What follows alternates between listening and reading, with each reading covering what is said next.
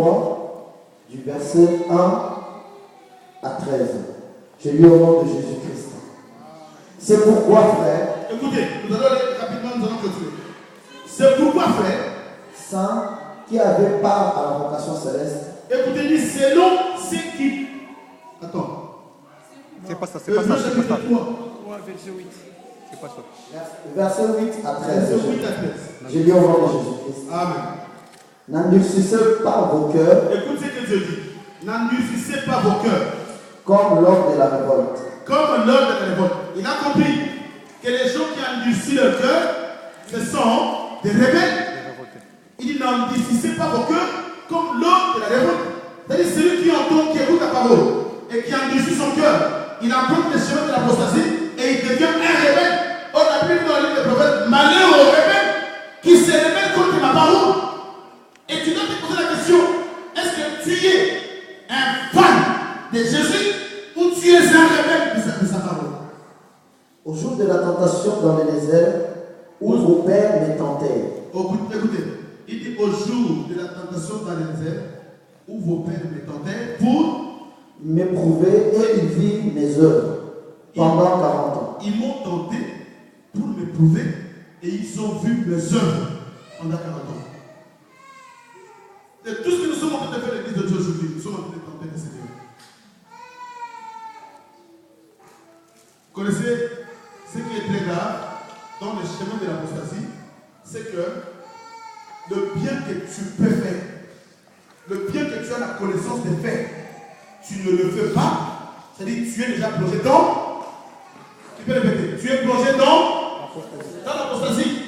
Tu connais que je dois continuer pour que l'avancement de l'œuvre, je dois continuer pour que cette œuvre avance, mais tu ne le fais pas, tu es dans l'apostasie. C'est-à-dire que tu es déjà dans la rébellion. Tu le sais, que je dois donner la dîme, c'est biblique, mais tant que tu ne le fais pas, tu deviens rebelle. Pourquoi? Parce que tu as déjà emprunté le chemin de l'apostasie. C'est quoi ce matin? Tu dois te repentir. Aussi, je fus irrité contre cette génération et j'ai dit. Écoutez, maintenant, Dieu est devenu très irrité contre cette génération. Et qu'est-ce qu'il dit? Ils ont toujours un cœur qui s'égare. Écoutez, ils ont toujours un cœur qui s'égare. C'est-à-dire, bien que nous venons à l'église, mais quelquefois, nos cœurs sont égarés de la vérité. Ils n'ont pas connu les voies. Écoutez, Dieu dit, leurs cœurs sont égarés. Pourquoi? Parce qu'ils n'ont pas connu mes voies. J'ai juré donc dans ma colère. Écoutez, Dieu, mais ton père peut jurer. Quand ton père jure, il y a la malédiction, n'est-ce pas? Hein? Ton père biologique, quand il te dit jure, il y a la malédiction. Et la Bible dit que celui-là, ce n'est ni le papa biologique, ce n'est ni le père dans la foi, mais celui qui jure, c'est le père spirituel. Répète, qu'est-ce qu'il dit? Je jure dans ma colère. Il dit, il jure dans la colère. Pourquoi? Parce que nous avons offensé ses voix. Nous n'obéissons pas à sa parole. Et Dieu, c'est pourquoi je dis tout le temps que nous devons avoir peur de Dieu et non peur de Dieu. Ils n'entreront pas dans mon repos. Voilà, qu'est-ce que Dieu dit? Ces gens-là, même si tu viens à l'église, mais tu n'entreras pas dans ces repos. Or, le repos, c'est ce qu'on appelle le royaume du ciel. Là où nous allons nous reposer.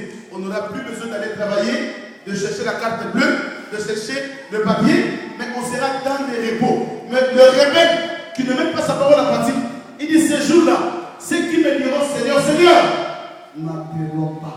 Pourquoi? Parce que tu me disais Seigneur, mais dans la rébellion.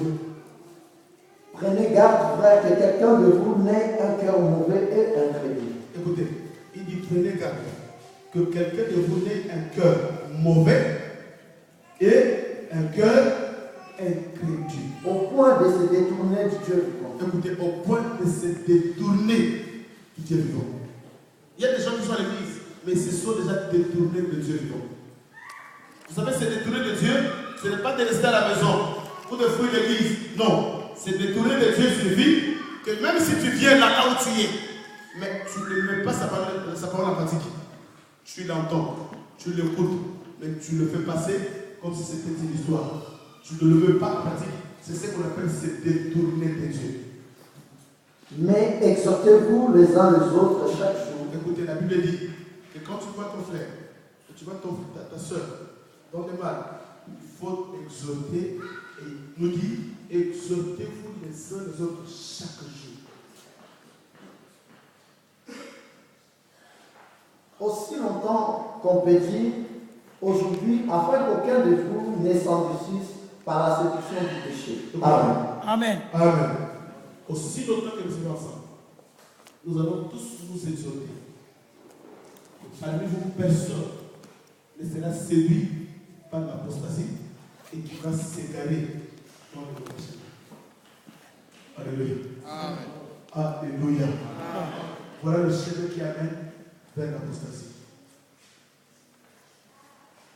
On a eu beaucoup de choses à dire, mais Dieu, le temps nous a limité, et nous allons comprendre que quand tu atteins, on va dire ça plus tard, quand tu atteins un niveau de l'apostasie, bien aimé, l'amour de la vérité s'envole, l'amour de la parole s'envole, et que tu atteins un niveau que l'apôtre Paul appelle un niveau de non-retour.